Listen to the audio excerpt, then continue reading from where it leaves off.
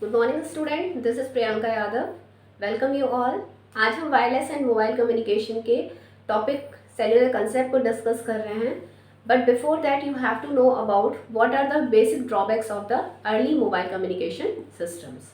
Okay, so अगर हम बात करें what are the limitations of conventional mobile telephone systems, तो हमारा सबसे बड़ा जो अगर हम बात करें कि आपके अर्ली जो मोबाइल सिस्टम्स हुआ करते थे वो क्या यूज करते थे, a single high power transmitter to cover large coverage area.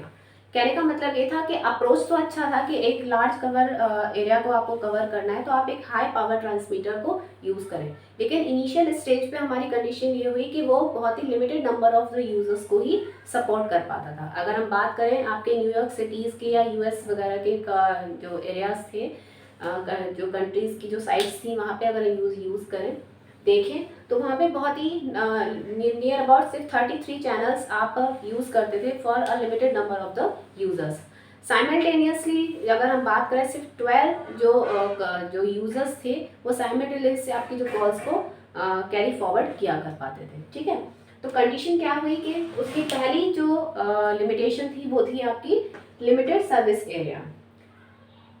जो कंसेप्ट था वो बहुत अच्छा था, ठीक है, लेकिन कंडीशन क्या हुई इस केस में, आप जो स्पेक्ट्रम था उसका यूटिलाइजेशन बहुत अच्छा नहीं कर सकते, अपने यूजर्स हैं उनको सर्विसेज अच्छी प्रोवाइड नहीं कर सकते, और आपकी जो dropping capability of the calls है वो बहुत ज़्यादा बढ़ जाती थी। कैसे, आगे देखते हैं। ओके, फर्स्ट जो लिमिटेशन है वो है आपकी limited service capability. Limited service capability से कंसर्न ये है, आप देख लीजिएगा, जैसे कि आपने एक लार्ज कवरेज एरिया लिया, ठीक है, उसमें एक हाई पावर ट्रांसमीटर आपने लगाया, ठीक, हाई पावर आपने ट्रांसमीटर लगा दिया।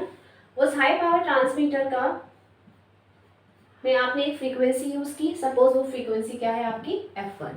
ठीक, यहाँ पे limited number of the users हैं आपके, सपोज एक यूजर ये है, एक यूजर ये है, एक यूजर ये है, ठीक है। उसी के रिगार्डिंग आपने एक अनदर कवरेज एरिया लिया, उसका भी अपना क्या है, एक हाई पावर ट्रांसमीटर है, ठीक।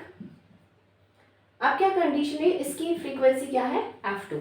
तो पहला ड्रॉबैक जो देखा कंडीशन क्या हुआ कि जैसे आपने ये पूरा अगर हम देखें, ये बेस स्टेशन है। बेस स्टेशन क्या होता है, base station is a fix station which is use to communicate mobile stations. Mobile stations means अगर मैं ये बोलूँ कि एक ये पोर्टेबल मोबाइल सिस्टम है, एक ये पोर्टेबल है, अगर ये मूवमेंट वाला स्टेशन है, आपका व्हीकल है, उसमें कोई मूविंग जो आपके मोबाइल्स वगैरह हैं, मैं उनकी बात कर रही हूँ। मोबाइल स्टेशंस क्या है, मोबाइल टर्मिनल्स हैं जिसे आप यूज़ कर रहे हो फॉर कॉलिंग, ठीक है। बेस स्टेशन का अपना एक ग्रुप ऑफ चैनल होता है, अपना ट्रांसमीटर होता है और अपना ही रिसीवर होता है। तो बेस स्टेशन कम्युनिकेट किससे करता है, आपके डिफरेंट डिफरेंट जो यूजर्स हैं उनके मोबाइल इक्विपमेंट से। ओके, अब कंडीशन क्या हुई कि जैसे आपका ये यूजर है, ये यूजर यहाँ से यहाँ जाना चाहता है, हम बात करें लिमिटेड सर्विस कैपेबिलिटी की। एक यूजर जब यहाँ से यहाँ गया तो इस एंटीना का जो कवरेज एरिया था वो सिर्फ इसी पोर्शन तक था, इस कवरेज एरिया तक था। जब वो यहाँ से यहाँ जाएगा तो आपका कॉल जैसे ही वो इस एज पे पहुंचेगा वो क्या हो जाएगा, कॉल का ड्रॉप हो जाएगा। कॉल क्या होगी, ड्रॉप हो जाएगी। तो आपको क्या होगा, जैसे ही आप इस पेरीफेरी में आओगे, इस अनदर लार्ज कवरेज एरिया के, आपको कॉल का क्या करना पड़ेगा, इनिशिएशन। ये जो पोर्शन है ये आपको शो कर रहा है री इनिशिएशन ऑफ द कॉल, ठीक है। री इनिशिएशन आपको हर बार क्या कंडीशन क्रिएट करनी पड़ेगी, जैसे ही आप यहाँ से यहाँ जाओगे आपको हमेशा कॉल का री इनिशिएशन करना पड़ेगा। तो कंडीशन क्या हुई कि आप को कॉल का जो सर्विस थी वो सिर्फ इसी एरिया तक थी। आपको अगर इस एरिया में जाना है तो अगेन आपको इस फ्रीक्वेंसी को या इस बेस स्टेशन की फ्रीक्वेंसी को आपको क्या करना पड़ेगा, कनेक्ट करना पड़ेगा।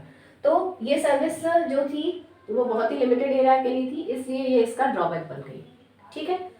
अगर आपको यहाँ, जैसे कि आज हम बात करें आपके जो सेल्यूलर सिस्टम्स जो हम आगे पढ़ेंगे उसके बारे में बात करें, जब यहाँ से यहाँ जाते हैं तो आपका without any interruption of the call जो कॉल की कनेक्टिविटी बनी रहे, हम उस मैकेनिज्म को बोलते हैं हैंड ऑफ। वो हम आगे बात करेंगे तो हैंड ऑफ क्या होता है, ठीक है।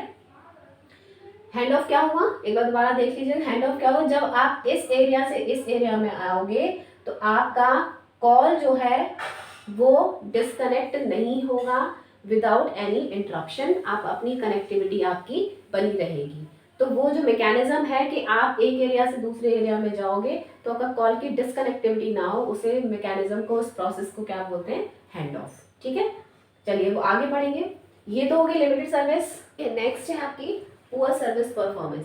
पुअर सर्विस परफॉर्मेंस से ये था कि अगर हम बात करें अर्लियर न्यूयॉर्क सिटी की, तो वहाँ कंडीशन ये थी, एक लार्ज कवरेज एरिया की अगर हम बात करें तो वहाँ पे जो एग्जिस्टिंग आपके जो मोबाइल सिस्टम्स थे, वो नाम दिया हमने उसको एमजे सिस्टम, जो आपका 150 मेगाहर्ट्ज पे काम करते थे, 150 मेगाहर्ट्ज पर।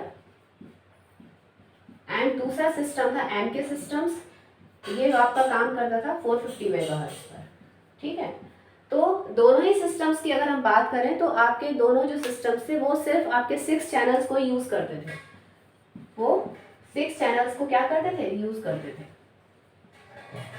6 चैनल्स को यूज करते थे। अगर हम बात करें, इनको प्रोवाइडेड था 11 चैनल, 11 चैनल्स में वो 6 चैनल्स को यूज किया करते थे। और जिसमें से आपके, अगर हम बात करें in your busy hour, calling के बिजी आर की अगर हम बात करें तो वो सपोर्ट कर, इसमें एमजे सिस्टम है आपका, जो एमजे सिस्टम था that is improved MTS, improved mobile telephone system. ये सिर्फ सपोर्ट करता था आपके 2 to 5 कस्टमर को,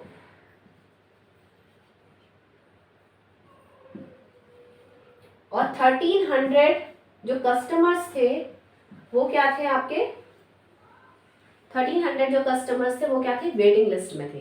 वेटिंग लिस्ट में आप समझ सकते हो कि इतने यूजर्स सिर्फ एट अ मूवमेंट आपके कॉल का साइमल्टेनियसली यूज कर सकते हैं, लेकिन 13 यूजर्स को ये कहाँ थे, आपके वेटिंग लिस्ट में। तो ये वेटिंग लिस्ट वाले यूजर्स ने आपकी जो कॉल की ब्लॉकिंग की प्रोबेबिलिटी थी उनको बहुत ज़्यादा बढ़ा दिया। तो आपकी कंडीशन क्या हुई कि सरफेस जो थी, कवरेज एरिया तो लार्ज था, सपोर्ट कितना को कर रहा था, सिर्फ 2 to 5 यूजर्स को।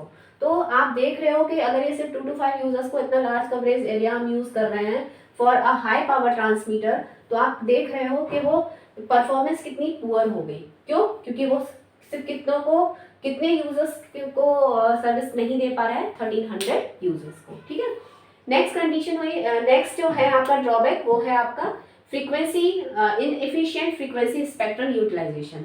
ये बेसिकली आपको बताता है कि पर चैनल, हम किसकी बात कर रहे हैं, पर चैनल कितने नंबर ऑफ यूजर, कस्टमर्स को, यूजर्स को आपका सिस्टम सपोर्ट कर पा रहा है।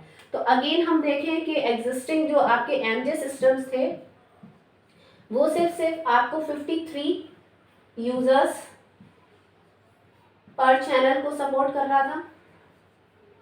ठीक है, और एमके जो सिस्टम था वो सिर्फ आपके 37 यूजर्स को सपोर्ट कर रहा था पर चैनल। तो आप देख रहे हो कि जो यूटिलाइजेशन था फिर फ्रीक्वेंसी स्पेक्ट्रम का, वो बहुत ज़्यादा अच्छा नहीं था। आपके पास अगर हम बोल रहे हैं कि इतनी फ्रीक्वेंसी में आप सिर्फ इतने नंबर ऑफ यूजर्स को सपोर्ट कर रहे हो पर चैनल, तो वो काफ़ी कम है। ठीक है, इसी तरीके से 37 मैं यूज़ कर रहा हूँ 450 मेगाहर्ट्ज पे, तो आप देख रहे हो कि आपका जो सर्विस प्रोवाइडिंग है या फ्रीक्वेंसी यूटिलाइजेशन है वो काफ़ी हद तक बेकार है, या फिर वो बहुत ही पुअर था। तो इन सारी कॉम्प्लिकेशंस को आपको रिमूव करने के लिए हमने यूज़ किया सेल्यूलर सिस्टम। एक्चुअली जो सिस्टम्स थे, आपके जितने भी साइंटिस्ट थे उनको समझ में आया कि ये जो स्ट्रक्चर आप यूज़ कर रहे हो वो आपका इनएफिशिएंट है, हमें कुछ इस स्ट्रक्चर को हमें चेंज करना पड़ेगा। तो हमने चेंज करके यूज़ किया अपना सेल्यूलर सिस्टम।